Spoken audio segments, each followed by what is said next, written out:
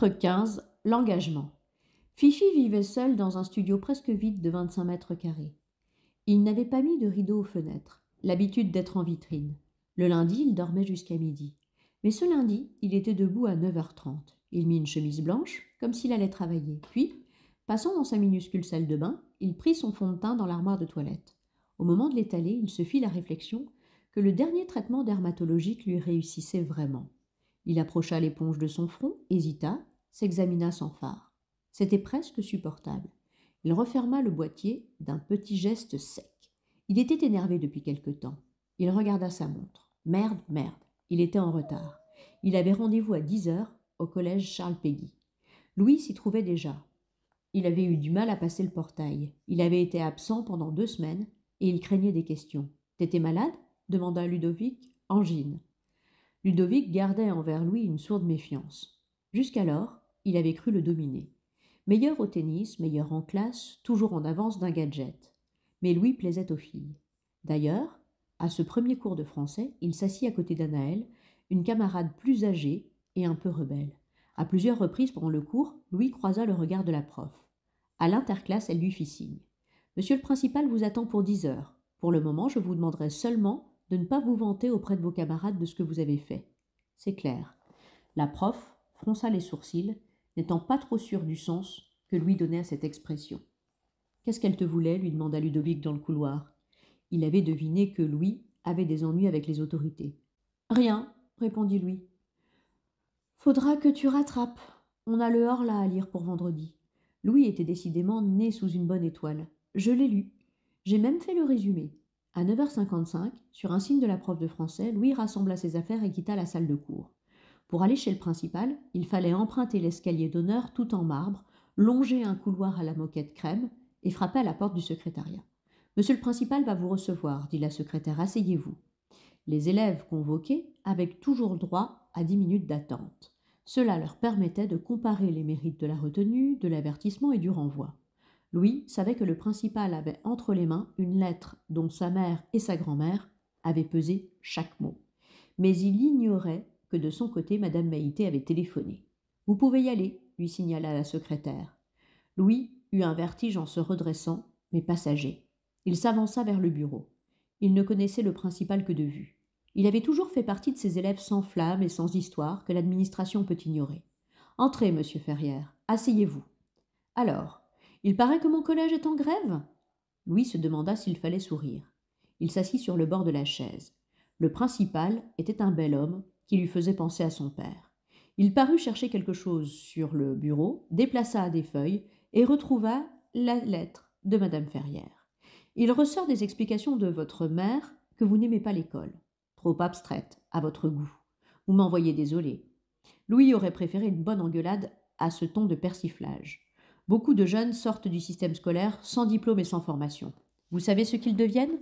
Chômeurs, répondit Louis, pour faire plaisir. Vous n'avez pas l'air très concerné. Quand il était traqué, Louis bloquait ses émotions et paraissait indifférent. Il baissa la tête et fit craquer ses doigts. On frappa à la porte. « Oui, entrez ?» Louis laissa échapper un soupir.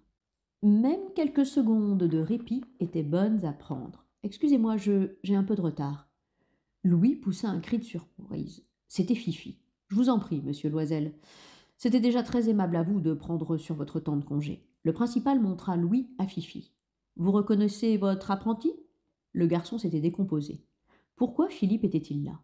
Était-ce pour témoigner à charge? Dire à quel point Louis avait berné tout Maïté Coiffure? Fifi s'assit lui aussi sur le bord d'une chaise, pas vraiment à l'aise.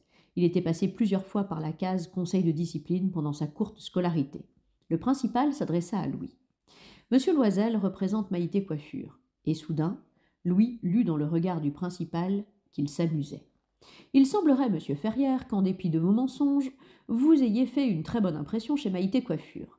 C'est un garçon très gentil, bourdouilla Philippe, et doué. Enfin, vous me comprenez. Pour la coiffure ? Questionna le principal. Absolument. Louis eut un sourire furtif. Ça vous plaît la coiffure, Louis ? Demanda le principal. Oui, oui, monsieur. Il se redressa et le regarda bien dans les yeux. Vous voulez travailler, c'est ça ? Oui, monsieur. À 14 ans ? Oui, monsieur.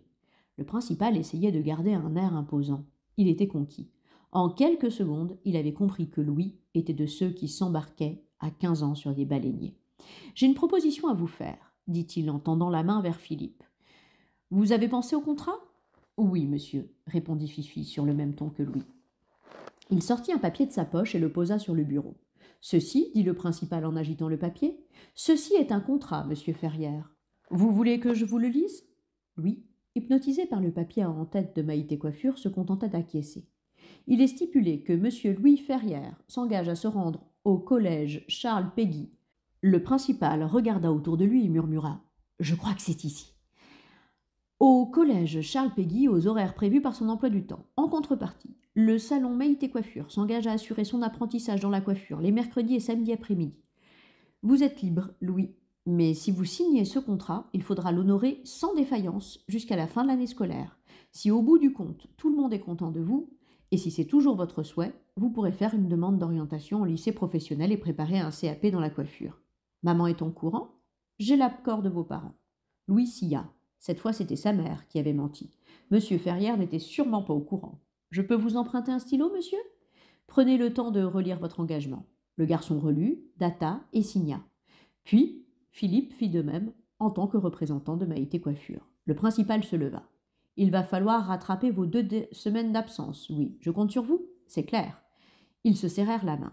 Philippe revint chez lui très content, mais avec un pincement au cœur. Louis avait de la chance.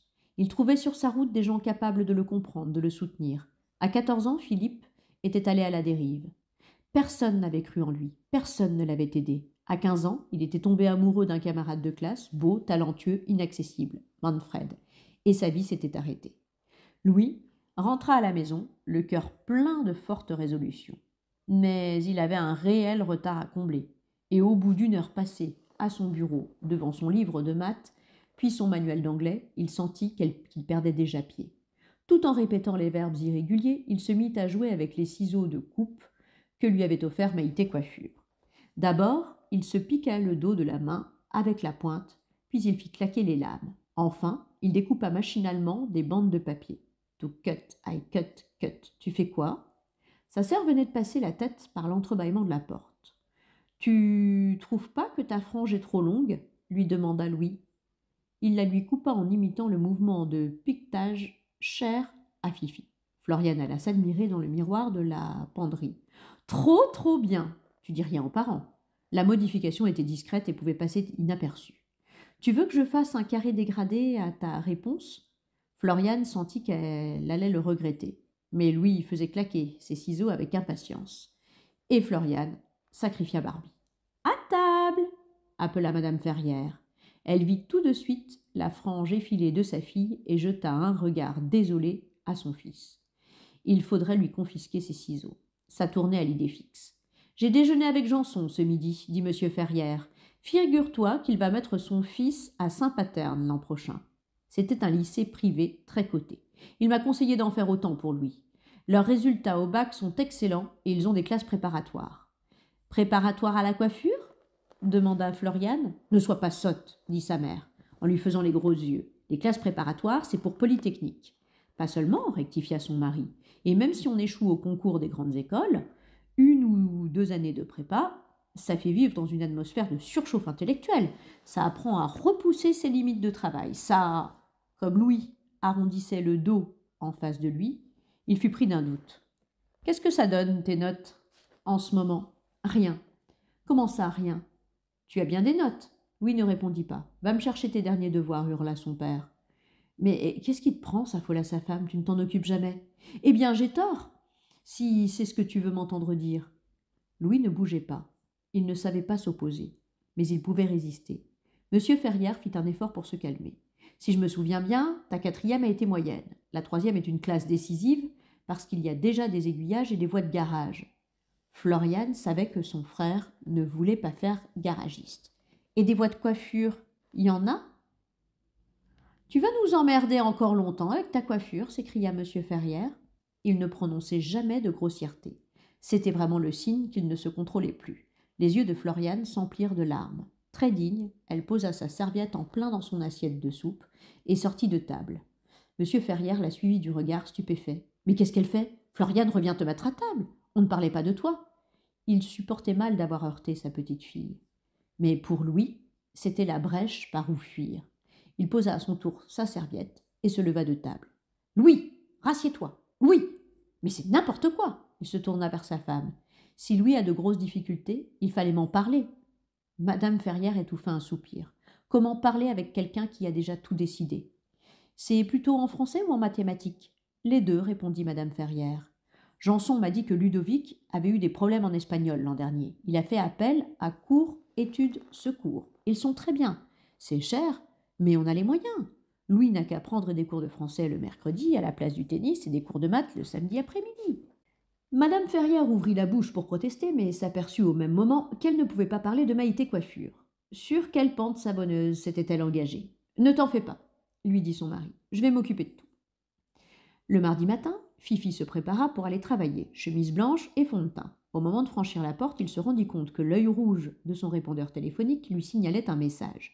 Il appuya sur un bouton et entendit une voix hachée qui s'arrachait ces mots. « Monsieur Loisel, c'est la mère de Manfred. Je sais que vous l'aimiez beaucoup. Il est mort ce matin. Il avait arrêté son traitement. Je voulais vous prévenir. » Fifi s'était immobilisée pour écouter. Un jour ou l'autre, ça devait arriver. Pourquoi ce jour-là? « L'enterrement aura lieu ce vendredi à 10h, à l'église Saint-Paterne. »« Je peux m'asseoir ?» se dit Philippe. « Je peux pleurer. Je peux penser à Manfred, à notre dernier défilé. Je peux téléphoner au salon, dire que je suis malade. » Il s'aperçut qu'il pleurait déjà. Il alla dans la salle de bain et se passa le visage sous l'eau. Le lavabo se teignit d'ocre. Le fond de teint s'en allait avec les larmes. Comme un somnambule, Philippe ouvrit sa penderie. Il défit sa chemise blanche en jetant un regard irrité vers sa fenêtre nue. Il y mettrait des rideaux, puis il déplia une chemise noire. Il irait travailler, en deuil et délivré.